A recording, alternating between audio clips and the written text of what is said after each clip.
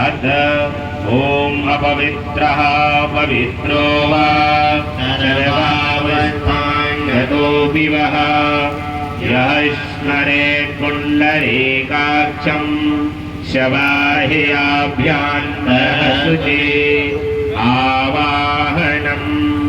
नारायणं पद्मभवं वसिष्ठम् शक्तिं जगद्गोत्रपराशरं च व्यासं सुखं गौडपदं महान्तं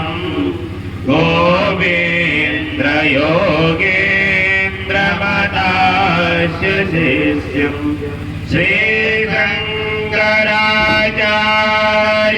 श्रीशङ्कराचार्यमदास्य पद्मम् पादञ्च हस्तामलकं यशिष्यं तन्त्रोटकं वार्तिककारमण्यात् अस्मद्गुरून्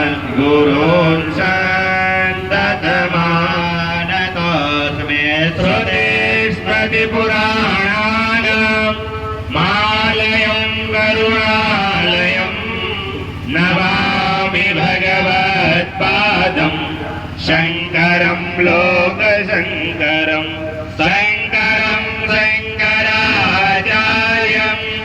केशवं बादरायणं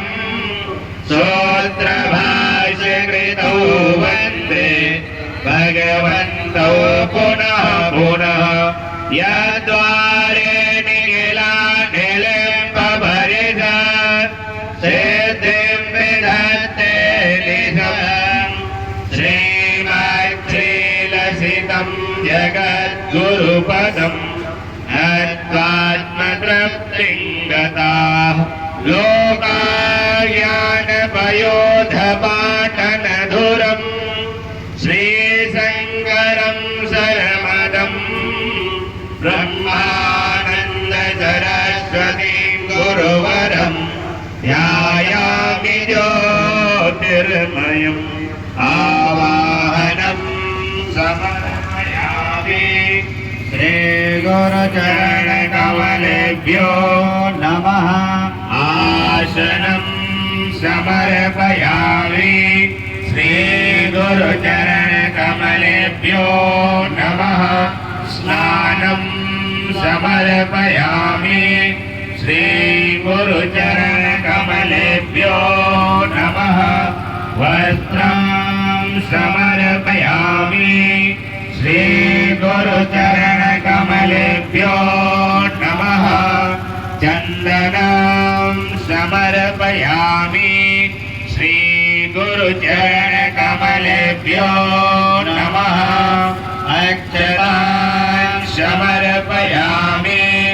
श्रीगुरुचरणकमलेभ्यो नमः पुष्पं समर्पयामि श्रीगुरुचरणकमलेभ्यो नमः धूपं समर्पयामि श्रीगुरुचरणकमलेभ्यो नमः दीपं समर्पयामि श्रीगुरुचरणकमलेभ्यो नमः आचमनीयां समर्पयामि श्रीगुरुचरणकमलेभ्यो नमः नैवेद्यं समर्पयामि श्रीगुरुचरणकमलेभ्यो नमः आचमनीयां समर्पयामि श्रीगुरुचरणकमलेभ्यो नमः ताम्बूलं समर्पयामि श्रीगुरुचरणकमलेभ्यो नमः श्रीफलं समर्पयामि श्रीगुरुचरणकमलेभ्यो नमः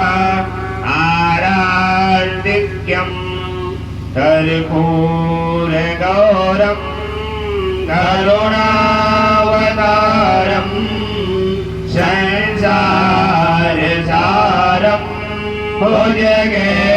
भुजगेन्द्रहारं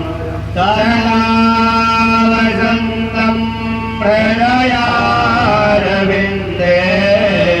भवं भवानीं सहितं नमामि आरार्तिक्यं समर्पयामि श्रीगुरुचरणकमलेभ्यो नमः आचमनीयां समर्पयामि श्रीगुरुचरणकमलेभ्यो नमः पुष्पाञ्जलिं गुरुर्ब्रह्मा गुरुर्विष्णु गुरु